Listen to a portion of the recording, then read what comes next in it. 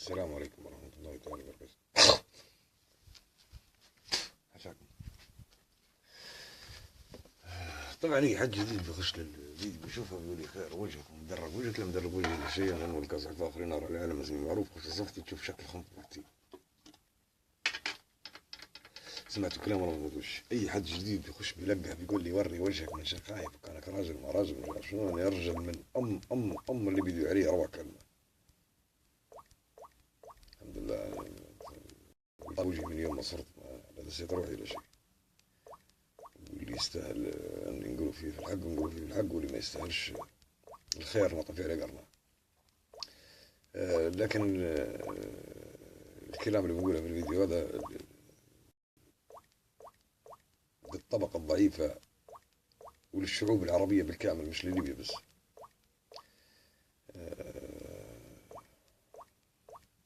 نحن طبعا من يوم ما عرفنا الدنيا وعرفنا الناس وعرفنا الآلهة من أيام الأغريق وعبدة الأصنام والدنيا الهربقندة دي كلها، كل شيء نصنعه فيه في ايدينا، الآلهة كلها كنا نصنع فيها بيدينا ونعبد فيها، ما مفارقات غريبة جدا. أنا لما نشوف الصورة حاليا اللي صايرة في الشعوب العربية نشوف إن إحنا مناش مسلمين. هل الإسلام بتوحيد الله بس، لكن إحنا قاعدين نعبدوا في بشر، قاعدين نمجدوا في بشر. طبعا المآسي والثورات اللي صارت في العالم كله، خلينا نبسطها لكم من الأول شوية بس. طبعا الشعوب ديما هي اللي تضحي وديما هي اللي تدخل الحروب، والطبقة الكادحة بالكامل ديما الطبقة الكادحة والناس المتملحة هي اللي تقاتل وهي اللي تناضل باش يقعد على الكرسي الحاكم. وطبعا الشعب لو دار شيء جميل جدا والله دار ابداع والله طلع شعب مثقف والله شعب حضاري والله شعب مؤمن ولا حاجة ينسب للسادة ولا تنسب للشعب. والشعب كانوا طلع وطالب بالتغيير وطالب بحاجة وقمعوه وعفسوا علمه بالكنادر، يصبح الشعب تافه والشعب حقير والشعب عميل والشعب أذناب والشعب جاهل. خلينا نبدأ ستوب. ما الواحد لما بيتكلم على الحق لازم يبدأ بالحق من الأول، ما نكذبوش على بعضنا. دريس السنوسي ما علينا حطوه الأمريكان والله شو برقة وبرنا اللي بتقولوا، لكن كان الراجل في حالة طيب وصلى الله وعباد. اللي كانوا معاه البرلمان نتاعه واحد كانوا خنازير وكانوا كلاب والوزراء كانوا دعارة وفي من دي زي المسؤولين في نظام معمر، زي المسؤولين في نظام سبتمبر بالضبط. معمر قدافي قام هو ثورة، هو شباب صالحين محترمين فقراء زينا زيهم طالعين من نفس الطبقة، فجأة أولادهم اللي من الحق إنه يقتلوا ما يخشوش ما يتحاسبوش، يسكروا وما ينجلدوش، يزنوا وما ينجلدوش، ولا القرآن شريعة المجتمع. فهذه بروحها صدمة. ما هو لو نبي نصلحه لازم نشوف واقعنا من الأول، نشوف حياتنا من الأول. أنا اللي بنوصله لكم الراجل يولد راجل ويعيش راجل ويموت راجل. زمان حياة عبد السلام الزاد الله يرحمه ويسامحه، لما حولوه من الأمن الخارجي طبعا كثرت عليه المشاكل في الانتربول ومطالبين بوالد، وطبعا شكاوي الخاملين والخانعين والخوافين والجبناء من ضباط أحرار والله من مسؤولين ووزراء في دفولة فريباريا من القائد. فالقائد حول حطه في بريدة طرابلس. بريدة طرابلس ضرب فيها عبد السلام جلود بالبري وضم أمها لواءات الهرس.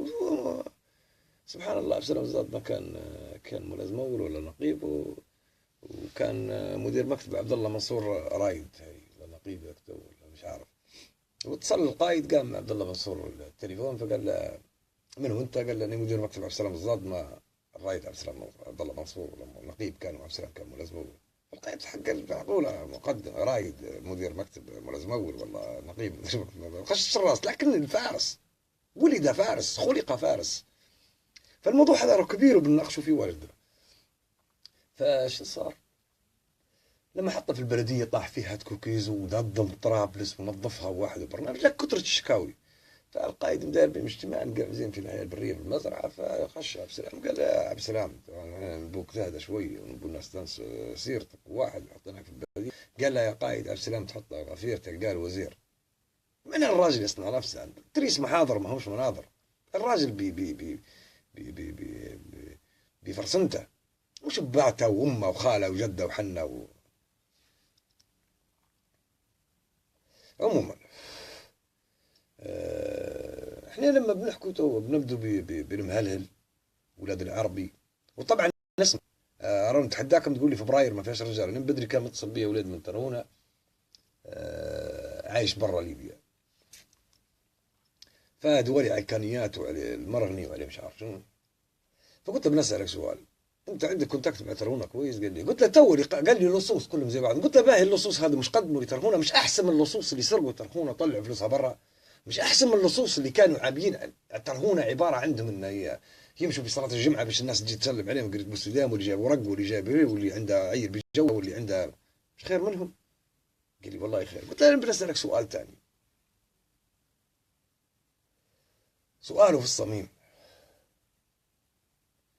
في ايام نظام، ايام كان في نظام في الدوله، لو طلع واحد منكم سب معمر في الشارع، سبه في ترهونه في بن وليد في اي مكان، مش بتنكرك ترهونه ولا بتنكرك بن وليد ولا بتنكرك قبيلتك وتبدا كالضال ومسخ وهلك بيتبهدوا. باهي هذا شنو؟ هذا شنو؟ معناه ولاء بالقوه ولا بالعصا. الولاء بالعصا وبالقواده وباللقاقه وبالبصاصه. انا بدري نسمع في خطاب للقائد لما يتكلم على خليفه حفتر وقال عميل والامريكان. باهي يا سيدي القائد الله يرحمك تو يسامحك، باهي انت لما عارفه عميل وعارفه في السي اي اي وساكن في فورجينيا ومعلومات الحين ما نعرفهاش وانت عارفها كلها، تبقى كيف يا قائد تعطيه 200,000 دولار تدير له مرتب شهري سنوي 200,000 دولار ولا مش عارف شنو؟ وعندنا حتى الوثائق اللي مديرهم لعبد الرحمن الصي.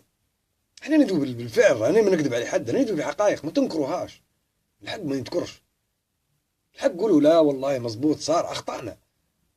عمره ما هوش ملك، ما عندهش جناوح، ما هوش مذكور في القران ولا مذكور في السيره النبويه، عبد خطاء. المهم تبقى يا قائد انت ما كانش عندك علم انه خليفه حفتر عميل تعطيه 200,000 دولار يديروا له مرتب سنوي ولا شهري ولا مش عارف شو قصته؟ الورق مازال ما قريتهاش مستند كويس. وفيلا في مصر. ما هي الشعب اللي غلبان اللي ما كانش، اللي ما هربش واللي ما خانش، هذو خيرهم امهاتهم ارانب. انا نعرف شباب روحوا من في الاسر في اوزو وقعدوا 4 سنوات، والله العظيم قسم بالله نعرف واحد شخصيا جوز وقعد في حوش خاله، جوز بنت خاله وسكن في حوش خاله، ويخي ما يباتش حتى في حوش خاله، وقاعد يخدم في الزلمنيه، وقاعد يبات في الزلمنيه ما يباتش حتى في حوش خاله، يمشي بالدرقه وخاله يطلع يخش باش يعيش حياته. فهذا شنو يقولوا له؟ انا لما نتكلم على ابن القائد ونقول ما فيش خطوط حمراء، تو المعصم الله يرحمه شهيد. بحب نسأل سؤال، هل السعدي عمره ما قتل مواطن ليبي؟ هل محمد عمره ما قتل مواطن ليبي؟ هل سيف الاسلام عمره ما قتل مواطن ليبي؟ هل هانيبال عمره ما قتل يا سيدي ما قتلوش، عمرهم ما ظلموا مواطن ليبي جلدوه، عمرهم ما اغتصبوا ولا زنوه. بليش يطبق علي أنا القانون؟ انت تقول لي القرآن شريعة المجتمع وما تطبقاش على نفسك وتطبق علي انا. تقول لك سواسية كاسنان المشط والبيت ساكنه والمركوب حاجة ضرورية لفرض الأسرة، وانتوا ظناكم يركبوا في احسن السيارات بالموديل العام وبعدين تركنها تولي غبره وتصدي ولا نقعد شحات. هذا اللي تعلمناه منكم، هذا اللي تعلمناه احنا من نظريه. الثوري اول من يضحي واخر من يستفيد.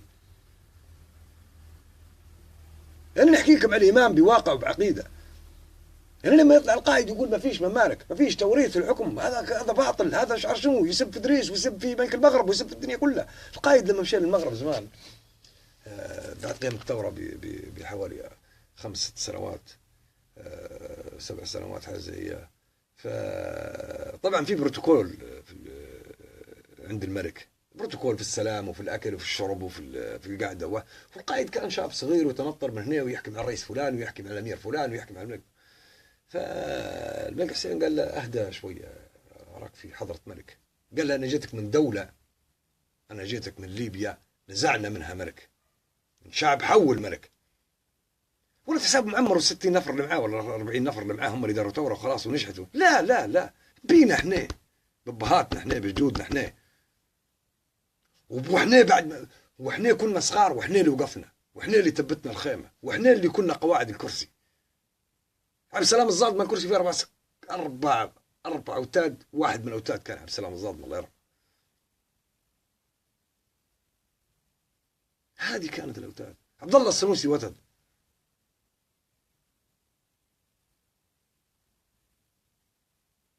لكن سكتوا على الظلم، سكتوا على المهانة، ضربوكم بابنائه وانتوا اللي خدمتوا. هذا ليش خانوا؟ هذا ليش هربوا؟ هذا ليش عفسوا؟ لأنهم قليلي الشرف، باعوا أعراضهم بمزاجهم، مجبرهم حد يبيعوا عرضهم، مجبرهم حد يبيعوا عرضهم، مجبرهم حد يكسروا خصومهم. حبوا السلطة، تمسكوا بالكراسي، لذلك طاطوا رؤوسهم، ولما حصلوا فرصة باعوا وخانوا، انتقموا. لكن انتوا ما انتقمتوش من المعمر، انتوا انتقمتوا من ليبيا في حد ذاتها. انا ما نحكي على مهلل انا اسامه سلطان ولا مسلين ويحكي لي اللي رفعت البنغازي وكيف اغتالوه جماعه الكرامه. انا ما بيش نحكي على مهلل بس، واجدين من شبابنا. خليفه حفتر خايف منهم، خليفه حفتر يخاف من الجيش، يخاف من الجيش اللي ما عندهش عليه سيطره، الجيش اللي بكره بيقول له انت وين كنت، زي ما صار مع التوار. لما يطلع لي واحد يقول انا وزير، انت وين كنت؟ انا لما كنت في الجبهه. بيقول لك انت وين كنت؟ وانا كنت في المحاور. انا اللي نظف البنغازي، انت وين كنت؟ زي ما قالوا هذا الثوار اللي قلبتوهم شريعه وقلبتوهم مش عارف، وانتوا اللي رسمتوا لهم الخط، انتوا اللي حطيتوهم في الموقف هذا. من امتى ابوك العربي الله يرحمه كان انصار شريعه؟ والله كان ما هو شاب من شباب بنغازي ارتان مشيها وروجه حياتها غبره، ولقى يروح قاتل، لبستوه بدلة المنقذ، انتم الثوار وانتم مش خليفه حفتر يطلع قال ما فيش داعش، ما فيش اسلاميين، ما فيش خوارج في ليبيا، هذه ادعاءات باطله، وقال ان معمر جيشها كلها مرتزقه. تبغى وانت خليفه حفتر جايب اماراتيين المده اللي فاتت مطلعهم بحرس يدوروا في بنغازي. والله هذا شنو؟ ولا تطلع تقول ابناء معمر انتهكوا الشعب الليبي وانتهكوا اراضي الشعب الليبي وخذوا القوات المسلحه. نفس الفيلم، ما هو نفس الفيلم عايشين فيه. ولدك 3 شهور طب زن ومشي سكرتين في الاردن روح نقيب، ويقعمز ياكل في فستك وصنوبر وسمنسه. وفي بنغازي ناس جواعه، ناس ساكنه بالايجار يا تافه، يا معفن يا حقير يا عميل. ناس ساكنه بالايجار انت والبرلمان الفاسد نتاعك والمؤتمر اللي افسد منكم. والله العظيم اقسم لكم بالله، اقسم لكم بالله، انا عندي كاره وهيثم التجوري وحتى غنيوه وحتى اسمه منهم الثانيين هل تشوفوا فيهم انتم ودايرينهم جبناء وملاء. والله العظيم اشرف منكم، اقسم لكم بالله اشرف منكم، اشرف منكم يا قاده ليبيا اللي كنتوا في النظام السابق، اشرف منكم بمليون مره. تاني صلاح بادي التافه هو، والله اللي عندي قسما بالله صلاح بادي اشرف من خليفه حفتر. والله العظيم صلاح بادي هذا خير من خليفه حفتر، لمسخ الحقير بنفس الحقاره لكن قاعد اشرف من خليفه حفتر.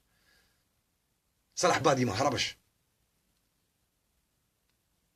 حتى علي باطل قاعد واقف في ليبيا. خليفه بكره تصير حاجه بوم سفرت امريكا تشاو تشاو بالكاكاو. انا نعرف اللي يحب وطنه يضحي باي شيء من اجله، يضحي بابنائه، يضحي بكل شيء. انت قاعد لي ولد في مصر، في مصر واحد في ابصر وين، ما عرفناش وين، قد ما دورت ما عرفتش وين. واحد قاعد في امريكا، واحد حاطه لحداك، واحد بس اللي حداك، والباقيين كلهم فرقهم برا. ايش معناه؟ انت جاي تقاتل من اجل ليبيا ولا تناضل من اجل الكرامه؟ انت اللي ضيعت لنا كرامتنا، انت الكرامه سبب ضياعها. انت قسمت لي دينيس السنوسي وخنته، قسمت للضباط الاحرار وخنتهم، قسمت لليبيا وخنتها، قسمت لي فبراير وخنتها. شو بتتوقعوا منا مازال؟ يا ناس فكوني من اللقلقه الزايده وقواده الزايده ودوا لنا رسمي، ادوا رسمي، عروا روحكم.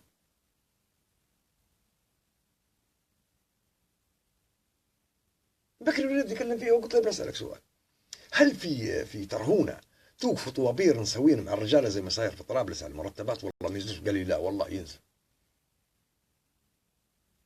قلت له في ترهونه، مش كانوا يفتحوا في معمر يا قايد تورط الجماعه اللي هاربين، وواحد ما يكلم. قال لي والله شب بالله ما يكلم في باهي يخشني يا اخوي، باهي شنو؟ هل كنتوا ساده في الحكم انتوا؟ عز الدين الهشيري يضربوه طريحه، طريحه انضرب بطريحه، ما قدروا الشيوخ ترهونه يديروا حتى حاجه، وما قدرت ترهونه تدير له حاجه. طلع لي واحد يقول لي جمعه المعرفي اعترف بنفسه انه هو عطيت توار. جمعه المعرفي حاطين الموس على راسه. جمعه المعرفي كان روحوا بمرته وصغاره من بريطانيا حطوهم في مصالات تنبع ترهونه ولا تنبعوه انت، والله شو بتقول عليه بعدين؟ شو بتقول عليه؟ تاعي عرض الليبيات قاعدين كل يوم تنتهك، بلكي طلعوا ترهونه ولا طلعوا شيوخه ولا طلعوا شيوخ شي قبيله قالوا داروا حل. تمام عندنا فيديوهاتهم قاعدين نص ثلث ارباع 99.9 من شيوخ القبائل التاليه قاعدين مع برنار ليبي يوجه فيهم يمين يسار شيابين الرز والحمل عن بوهم بوصلهم. شو بنحكوا ولا بنحكوا؟ بالنسبه لقداد فانيرا ودوا بز على القط، حاشا التريس اللي ماتوا والتريس اللي قاعدين في ليبيا لحد الان يقاتلوا، واللي قاعد لحد الان فقير.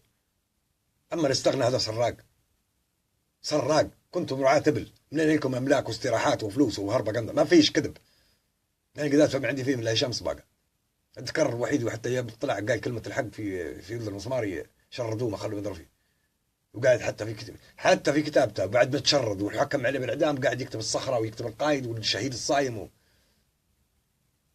هذا التريس اللي عليه مبدا. هذا الواحد يحتاج. عدوك لما يبدا عنده مبدا ويبدا راجل عليه حق تحترمه، لان الحق الله، تحترموا الحقائق. وراه ما فيش حد انولد هيك هربه قنده طعفاله حكي لا لا لا لا لا لا لا لا لا لا لا لا لا لا. شدوا روحكم، اقروا، تعلموا في التاريخ، تعلموا. ما فيش نبي ولا رسول ولا مفكر الا ربي زرع فيه. ما قالش هو لا يفكر، لا لا لا. اقروا قصه سيدنا ابراهيم لما سجد الشمس وسجد القمر، معناها هو فكر؟ لا، ربك خالق نبيه. سيدنا ادم لما خلق كان سيدنا محمد مخلوق، لأن كتب على العرش اسمه قبل لا يخلق آدم. طيور الجنة تسبح باسمه قبل لا يخلق سيدنا آدم. لكن احنا مخيرين، ماناش مسير، مخيرين بان احنا نوقفوا مع الحقائق، نوقفوا مع الأنبياء، نوقفوا مع الصالحين. لكن قاعد نقول فيها أنا اللي صار في ليبيا فتنة، والخروج عن ولي الأمر فتنة، واللي صاير توا فتنة. يوضح لكم معمر القذافي ما لا عنده رصيد ولا عنده جماعة ولا عنده عصابة باش فلح.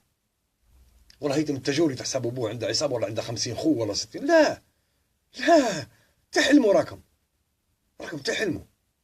إن الله يأتي الملك من يشاء ويعز من يشاء ويدل من يشاء وينزع الملك ممن يشاء. لكن جي أنت تنزع الملك، أنت ماكش رب، تتخاطب. يعني ليبيا لحد سبحان الله لما نقولوا احنا عندنا 2 مليون حفظ القرآن، يعني والله مرت لكم إمام صالح. ليبيا دي مرت فيها غير الشيخ صالح مقوري الله يرحمه بالمين ما عاد والشيخ اسماعيل الله محمد رسول الله أظن ولا 3، والباقي مرت لها إمام صالح. مرت واحد، ما سمعت واحد طالع لي في فيديو لايف ولا مسجل حتى فيديو في صلاة جمعة طالع يقول أنت غلط وأنت غلط لا لا لا. اللي ساكن في طرابلس يقود للي قاعدين في طرابلس، واللي ساكن في بغازي يقود خليفة حفتر، واللي ساكن في سبها يقود لي بالنايل، واللي ساكن هذا احنا، هذا نحن وهذا أنا، هذا نحن وهذا أنا. وكلام الحق ما يعجب حد، كلام الحق وجاع ما يعجب حد، ما يعجب حد أبدا.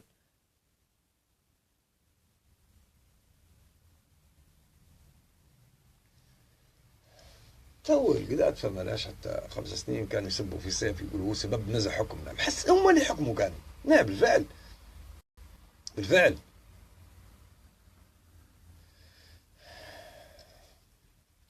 حقيقة مرة مرة مرة جدا.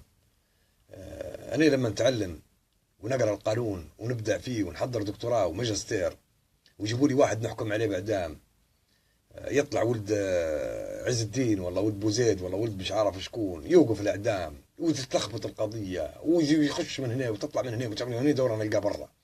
ماشي اللي تعلمت أنا. يعني لما نتخرج مهندس ونجيب شهادة عليا ونبدا ناخذ في مرتب 500 دينار، ونجي نلقى واحد تافه خاش علي في مكتبي يقول لي تعال نبيك تبنيني فيلا ب5 مليون وهو لابس بدله كلها غبره. فيلم هندي. لما نشوف صاحبي سالم الحلبة مات من ضرر قعر الطاسة وما حلمش يخش عليه مراه ويتجوز. أنا دولة فاسدة، نظام حقير. لما نشوف روحي هنا نشرب في بوخه مية خشير وطالع يطلعوا على تو قداس يقول يا سكار يا مسخ، ما تقول يا سكار يا مسخ يا مخروب يا بالفعل. بالفعل يعني كنت نشم في الخمر ونسكر بالخمر ونحشش في الخمر، لاني مش ولد معمر باش نشرب شمبانيا ونقعمز مع مارادونا ونقعمز مع فلان وعلا. لا لا لا لا لا لا لا لا لا لا. واللي داروه توه تعلموه منكم، اللي داره ولد دبيبه تعلمه منكم. دبيبه لما خشيتوا هذا قصر دبيبه، من اللي يعطيه؟ هذا قبل فبراير كان عنده دبيبه القصر، من اللي يعطيه السلطه ومن اللي يعطيه الحكم ومن اللي يعطيه الفلوس ومن اللي يعطيه؟ دي ما هي كلها من تحت الطاوله. شو اللي ملكاتها ليبيا من شركات؟ البيبسي لابناء القايد، الاتصالات لابناء القايد، في كندا قاعده شركه تو باسم محمد داير توكيل للزنفار ليبيين قاعدين يخدموا عنده، والله بالملايين. الأجهزة الأمنية، رؤساء الأجهزة الأمنية راهو اسمعوا موتيلكم أنا لا عاد فيها لا خطوط حمراء لا خطوط بعبوس قرضرة، والله العظيم ما عاد رحم أم واحد. يلي كنتوا يجيبوكم في ناس وتحبسوا فيهم وانتم مش عارفين ليش محبوسين، وممنوع تحقق معاهم وممنوع حد يكلمه ويقعد بالسبع سنين يفرجوا. هل سألتوا نفسكم في يوم من الأيام إن حيحاسبكم ربي عليه؟ لما تشدوا واحد في قضية مخدرات وانتم اللي تدخلوا في المخدرات، هل نسيتوا انتوا راهو وتقولوا لي مسلمين وما تكفرش مسلمين وما تكفرش؟ لما تحطوا الحقائق هذه كلها قدامكم، الشباب اللي قاعدين في فبراير واللي ناضلوا ضد فبراير هذول هم ابناء ليبيا. انتم ما كمش ابناء ليبيا، انتم مغتصبين ليبيا، انتم لصوص ليبيا، انتم قتلة ليبيا، انتم اللي شوهتوا ليبيا وبعتوا ليبيا بالبلاش. نتلاقوا في الحلقة الثانية ان شاء الله، وكلام السرة ونزلوطة والله ما نقدر اقسم بالله سامحوني، لكن بنحاول اني البس يابين يكلموا فيه، بنحاول ان شاء الله ما دام ما فيش كلام مسخ من قاعد تكسب بنحاول. تمام. الحلقة الثانية راهو فيلم هندي، ويلا السلام عليكم.